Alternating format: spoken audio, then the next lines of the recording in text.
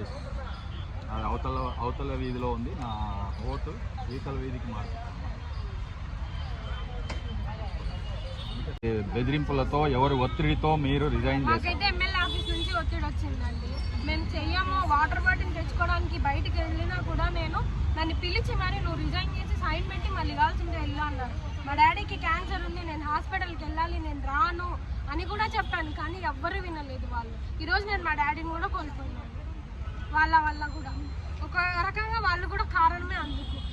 అదే ఈరోజు నేను మా డాడీని అక్కడ ఉండి నేను చూసుకోండి, మా డాడీ నాకు ఉండేవాడు కదా. ఇప్పుడు నెక్స్ట్ మన గవర్నమెంటే ఖచ్చితంగా వస్తుంది.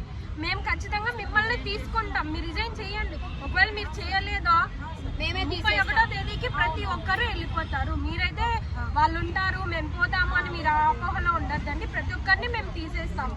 మిమ్మల్ని అయితే ఉంచుతాము అని మేము కూడా చెప్పాము. చాలా మంది అక్క వాళ్ళు ఉన్నారు, మాకు ఏజ్ లిమిట్ ఉంది, మేము రిజైన్ చెయ్యము, మమ్మల్ని మరి నెక్స్ట్ మీరు తీసుకోరన్నా కూడా మేమున్నాం, మీకెందుకు అంత భయం అవుతుంది, మేమున్నాం అని నట్టేట్లో ముంచేసేసినారు ఇప్పుడు మమ్మల్ని. ఇప్పుడు చాలా ఫ్యామిలీస్ ఉన్నాయి, అందరూ బీద కుటుంబం నుంచి వచ్చిన వాళ్ళే, ఏదో ఒక పని చేసుకుని బతికిన వాళ్ళే. 5,000కి వీళ్ళు జాబ్ చేస్తున్నారు, ఇది పని చేస్తున్నారు అంటే వాళ్ళే ఇంకా లెక్కలోకి తీసుకోవాలి. ఏ పరిస్థితుల్లో ఉండి వాళ్ళు జాబ్ చేస్తున్నారు. ఇక్కడికి వచ్చి రాత్రి అనక పగలనక అర్ధరాత్రి 12 వరకు కూడా మేము సర్వేలు చేసిన కాలాలు కూడా ఉన్నాయండి. మీరు రిజైన్ చేయకపోతే మేము మ్యాటర్ కూడా రాయలేదు సార్. మేము మ్యాటర్ కూడా రాకుండా వాళ్ళే ప్రింట్అవుట్ ఇచ్చినారు. ప్రింట్అవుట్ ఇచ్చిన తర్వాత సంతకాలు పెట్టండి అన్నారు. రేపొద్దున మళ్ళీ జాబ్ రాకుంటే ఎట్లా అన్నా అంటే మేము మరీ ఇస్తాం మీకు, మేము వస్తే మా ప్రభుత్వం వస్తే ఖచ్చితంగా మీకు ఇస్తాము జాబ్ అని అన్నారు సార్. అందుకు వాళ్ళు చెప్పింటేనే మేము రాజీనామా చేసిండే సార్, రిజైన్ చేసిండేది. మా బలవంతంగా మేమే సంతోషంగా ఏం చేయలేదు సార్. వాళ్ళు చెప్పిన ఒత్తిడి వల్ల మేము చేసినాం రిజైన్. ఇప్పుడు మీరు అంటే పద్ధతిగా పనిచేసిన వాళ్ళతో పార్టీ కార్యకర్తల మాదిరి పనిచేసిన వాళ్ళకు కూడా మీరు సపోర్టా?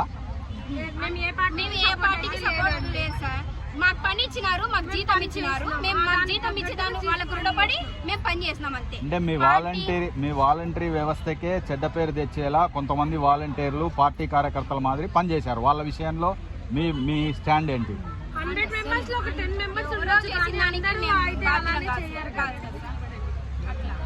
చెప్పమ్మా, వాళ్ళకి సపోర్ట్ ఏం సపోర్ట్ అట్లా చెడుగా చేసిన వాళ్ళకి మేము సపోర్ట్ ఇయ్యం సార్. న్యాయంగా పని చేసిన వాళ్ళకి మాత్రమే మేము సపోర్ట్ ఇస్తాం.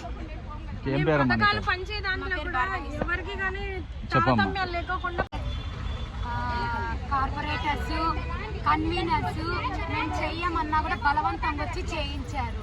మేము ఎక్కడికో ఊరికి వెళ్ళాం, ఊరి నుంచి మీరు వస్తేనే తింటారు లేకపోతే లేదు, చేయమంటే బయటకు వచ్చినా కూడా వినకోకుండా చేయించారు.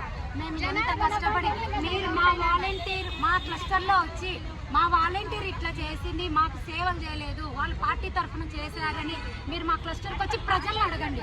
ఏ సేవైనా కానీ సర్వేలు కానీ ఏవైనా కానీ మా వాలంటీర్ పార్టీ తరఫున చేసింది అని మీరు ప్రజల్నే వచ్చి అడిగి చెప్పండి. వాళ్ళనే అడగండి, ప్రజల్నే అడగండి.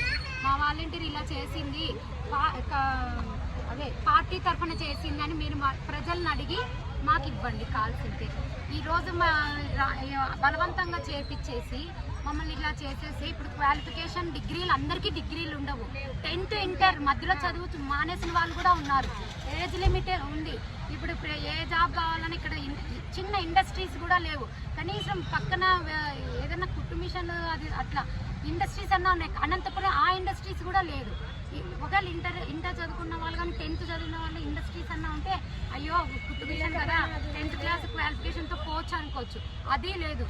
ఇప్పుడు ఇంటర్ 10th చదివిన వాళ్ళ పరిస్థితి ఏమి? ఏజ్ లిమిట్ 30 లోపల పెట్టారు. అందరూ 30 వాళ్ళే ఉన్నారు కదా. ఇప్పుడు డిగ్రీ వాళ్ళకే అన్ని ఇస్తున్నారు, మిగతా వాళ్ళ పరిస్థితి 10th చదివిన వాళ్ళంతా వేస్ట్ కదా సార్. ఇప్పుడు నేను 10th కానీ ఇంటర్ కానీ ఎవరైనా కానిలేండి, మధ్యలో చదివిన అందరూ ఎడ్యుకేటెడే ఉండరు కదా. వాళ్ళ పరిస్థితి ఏమండి? ఏం పేరమ్మా? సుకన్య.